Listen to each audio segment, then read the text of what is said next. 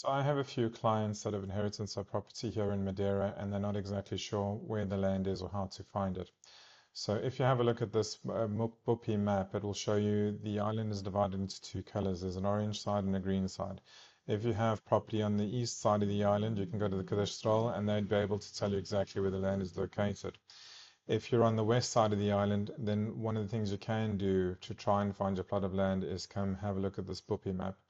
But in order to try locate your property, you're going to need the Caderneta.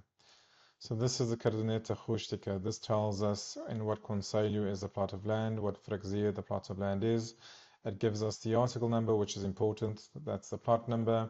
It also tells us within Estreito de Calheta which part of Estreito de Calheta it is. In this case, it's in Castanheiros. It also tells us who's to the north, south, east, west, and it tells us the total size of land. So this particular plot of land, we know it's in Calheta, we know it's in Estreito de Calheta, and we know it's in Castanheiros. So if you go to this BUPi map, you go to Madeira, you zoom in on Calheta, you then zoom in on Estreito de Calheta, and then we will go to the area where you will find Castanheiros. So Castanheiros is in this top area over here. You'll see there are quite a few different plots over here that people have already registered. We are really dependent on if they've registered the correct plot of land, but it is a good indication of where your plot of land would be.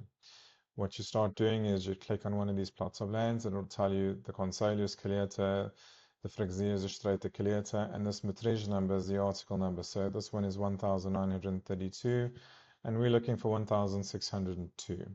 So we're going to go further down.